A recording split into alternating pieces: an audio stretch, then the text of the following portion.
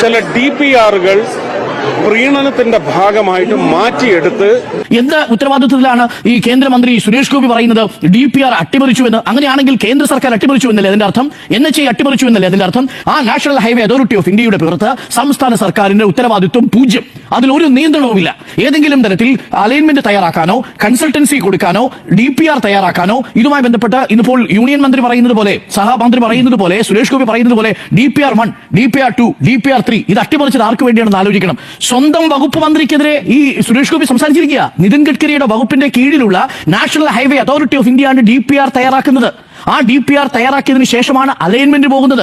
അലൈൻമെന്റിന് പോയതിനു ശേഷമാണ് ഇതിൽ ടെൻഡർ നടപടികളിലേക്ക് കടക്കുന്നത്. ടെൻഡർ നടപടികൾ കഴിഞ്ഞതിനു ശേഷമാണ് അതിന്റെ കൺസൾട്ടൻസിയും ബാക്കിയുള്ള കാര്യങ്ങളും തീരുമാനിച്ച് അതിന്റെ EPC അടക്കമുള്ള മറ്റു ലൈസൻസുകൾ, മറ്റു കരാറുകൾ കൊടുക്കുന്നത്, കൺസ്ട്രക്ഷൻ എഗ്രിമെന്റ് വെക്കുന്നത്. ഇതിൽ എവിടെയെങ്കിലും സംസ്ഥാന സർക്കാരിന് ഒരു ഉത്തരവാദിത്വം ഉണ്ടോ? എവിടെയെങ്കിലും ഈ ഭൂമി ഏറ്റെടുത്ത് കൊടുക്കുക, ഇതിന് ഇനിഷ്യേറ്റീവ് ചെയ്ത് കൊടുക്കുക, അതിന് പശ്ചാത്തല സൗകര്യം ഒരുക്കി കൊടുക്കുക എന്നതല്ലാതെ അതുണ്ടായിട്ടില്ല എന്നുള്ളതിന്റെ ഏറ്റവും പ്രധാനപ്പെട്ട തെളിവാണ് കോടതി വിശദീകരണം ആവശ്യപ്പെട്ടിരിക്കുന്നത് NHAയോടാണ്, സംസ്ഥാനത്തെ PWD അല്ല എന്നുള്ളത്.